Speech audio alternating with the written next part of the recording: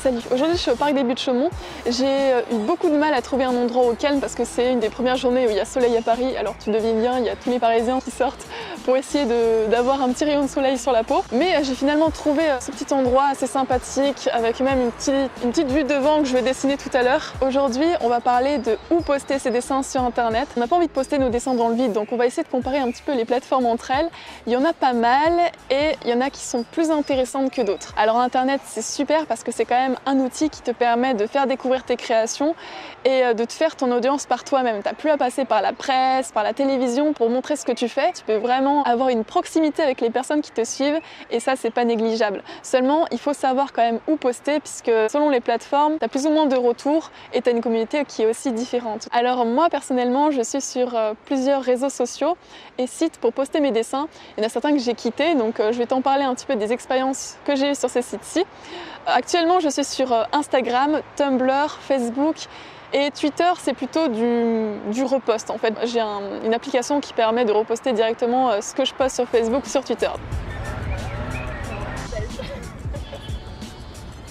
Ouais je sais, mon coin est très convoité. Alors le premier site dont je vais te parler c'est DeviantArt. DeviantArt c'est le premier site sur lequel j'ai posté mes créations. Tout simplement puisque c'est une plateforme qui est assez spécialisée, qui est très sur le dessin, sur les créations des personnes. Il y a aussi un petit peu de photographie, mais c'est vrai que c'est plus tout ce qui est illustration. Et l'avantage, c'est que c'est une communauté qui est quand même composée majoritairement de débutants. Tu trouves beaucoup de débutants, donc aussi beaucoup d'entraide, beaucoup d'avis sur ce que tu fais. Tu peux faire aussi des collaborations avec les personnes. Et ça, c'est intéressant étant donné que ça permet de faire des échanges d'abonnés. DeviantArt, c'est un site qui est anglais et qui permet de rencontrer forcément des étrangers. Donc tu as l'occasion de discuter avec des personnes qui sont un petit peu aux quatre coins du monde. Voilà, moi je me souviens que j'avais pas mal discuté avec une personne qui était suisse, Irlande aussi et des Américains. C'était assez intéressant de voir aussi les influences de chacun. C'est un site qui permet aussi de vendre ses créations, mais ça j'ai pas expérimenté donc je peux pas trop te dire de ce qu'il en est, est-ce que ça marche bien ou pas, mais sache qu'il y a cette option. Et ça fait aussi partie des sites qui permettent de faire un sorte de portfolio entre guillemets. Tu peux avoir toutes tes images qui sont regroupées dans des galeries et ça permet d'avoir un grand aperçu de ce que l'on fait, de voir son évolution, ce qui est plutôt pas mal. C'est un site aussi où tu peux envoyer des lamas, c'est assez étrange.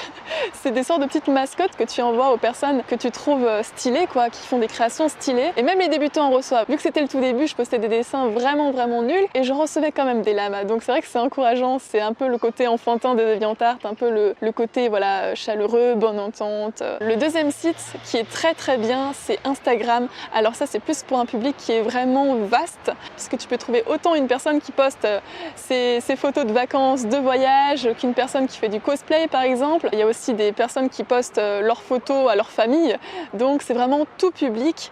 Peut-être plus une tranche d'âge quand même jeune, puisque c'est une application quand même qui est sur portable et tu as moins quand même de personnes plus âgées qui sont sur portable en utilisant les applications de ce type. Il y a une version site web, mais la version site web, avant au préalable, il faut quand même avoir un smartphone, avoir fait son compte sur l'application. Alors Instagram, c'est très bien niveau visibilité, étant donné que tu as le principe des hashtags, comme DeviantArt d'ailleurs. Tu fais un hashtag, c'est-à-dire tu mets un mot-clé qui va permettre de retrouver ton dessin aux personnes qui tapent ce mot-clé. Comme j'ai dit, c'est très bien niveau visibilité, mais c'est quand même la quantité qui est privilégiée à la qualité, comme tous les autres sites web d'ailleurs. C'est vrai que plus tu postes, plus tu permets à d'autres personnes de te faire découvrir. Il faut quand même poster souvent, dessiner beaucoup du coup, surtout au début, puisque si tu postes presque rien au début, ça va rester mort ton compte. Instagram, je m'y suis mis depuis le mois de mai dernier. C'est devenu mon réseau favori pour poster mes publications, étant donné que tu peux faire aussi des stories récemment.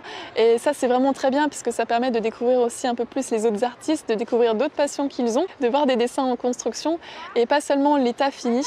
Donc tu peux voir aussi juste des petits gribouillages qui sont postés et supprimés au bout de 24 heures, ce qui est pas mal. Je trouve que les stories, en tout cas depuis que j'en fais, j'ai l'impression d'être plus proche avec vous, avec la communauté qui me suit sur Instagram, étant donné qu'on peut plus discuter aussi en message privé par rapport à ça. C'est vrai que tu ne suis pas forcément juste une personne parce qu'elle dessine très bien et pour son style graphique, mais aussi par rapport à sa façon de penser. Enfin moi c'est ce que je pense personnellement et les personnes que je suis sur Instagram, généralement c'est aussi parce que j'aime bien leur mode de vie et leur façon de penser. Ça permet aussi de faire le tri par rapport à tous les créateurs qu'il y a sur internet. Il y a tellement de personnes à suivre que c'est vrai que c'est quand même un point en plus, quoi. Le troisième site aussi intéressant, c'est Tumblr. Alors ça, c'est une plateforme assez particulière, étant donné que tu as un blog à toi en fait, et Avec ce blog-là, tu as quand même l'aspect qui est réseaux sociaux, fil d'actualité. Donc quand tu postes ta publication, tu as ta publication qui vient dans le fil d'actualité de tes abonnés. Il y a aussi le principe des hashtags pour qu'on te retrouve, tout ça. Par contre, c'est vrai que Tumblr, tu as beaucoup moins d'interaction avec les personnes qui te suivent. Enfin, l'interface est un peu moins faite pour que les personnes commentent ce que tu fais et discutent avec toi, surtout au début. Je trouve que c'est très dur pour les débutants pour avoir une interaction avec les personnes qui les suivent et avoir des notes. C'est bien de poster là-dessus pour avoir un sort de petit blog à soi, pour pouvoir faire découvrir ton blog à d'autres personnes, le partager. D'ailleurs, dans la classe, on partage nos Tumblr, tu vois, à des professionnels pour leur faire découvrir ce qu'on fait, pour avoir des stages. Donc c'est vrai que ça fait quand même assez pro, mine de rien. Et c'est vrai que c'est une plateforme assez intéressante à ce niveau-là, qui est connue des professionnels. Après, avec Tumblr, tu peux aussi regrouper tes dessins dans le sein d'une même publication sans les renier, contrairement à Instagram. Et ça, j'avais oublié de le dire, j'avais omis de le dire. Mais Instagram, c'est vrai que par publication, tu as quand même un format qui est un peu imposé. Tu ne peux pas dépasser certaines dimensions en largeur et hauteur, ce qui fait que ton dessin peut se retrouver rogné, contre ton gré. Après, c'est toi qui peux trouver des petites astuces en mettant des bordures blanches, des choses comme ça, pour pas qu'il soit rogner à l'endroit où tu veux pas, pour qu'il reste en entier. Bon, j'ai fini par me décaler parce qu'il y avait mine de rien quand même une troisième mariée qui est venue. Je me suis dit je vais pas encore attendre 30 minutes avec les bruits derrière pour te filmer la fin de la vidéo. Donc la fin, je la filme sur ce magnifique petit pont que j'ai dessiné tout à l'heure. La troisième solution, c'est bien sûr tout ce qui est réseaux sociaux très connus comme Facebook, Twitter. Facebook, c'est un petit peu perdu niveau visibilité. C'est vrai que si tu crées ta page maintenant et que tu n'as pas beaucoup de personnes qui te suivent, au début, c'est très difficile parce qu'il faut payer pour se faire voir, pour avoir un petit peu de visibilité. C'est pas très intéressant, je trouve, à part pour les groupes Facebook. Et là, c'est vraiment quelque chose que je te dis, vas-y, fonce complètement, étant donné qu'il y a pas mal d'interactions dans les groupes. Il y a du partage, il y a des avis aussi sur ce que tu fais. Par contre, c'est pas forcément aussi les groupes qui sont composés de plus de personnes qui sont les plus intéressants, parce que ça devient vite des groupes où tu postes en fait, les personnes font leur autopromotion sans retour. Et c'est des fois plus les petits groupes finalement où tu vas avoir une communauté un peu plus chaleureuse, avec un peu plus d'interaction entre les membres. Après, comme blog, comme Tumblr, outre que tu n'as pas le côté fil d'actualité, bien sûr tu as WordPress, Blogger, où là c'est vraiment ton site à toi, tu fais ce que tu veux, tu fais tes galeries par toi-même. Donc c'est aussi intéressant pour partager aussi à des professionnels. Mais tu dois pareil faire ton autopromotion, donc partager sur les réseaux sociaux. Et bien sûr pour ce qui est vidéo, tu as YouTube, Vimeo, Dailymotion. C'est un plus si tu veux faire des speed painting. Bon, en tout cas je pense que tout cela qu'on a dit dans cette vidéo c'est déjà assez suffisant.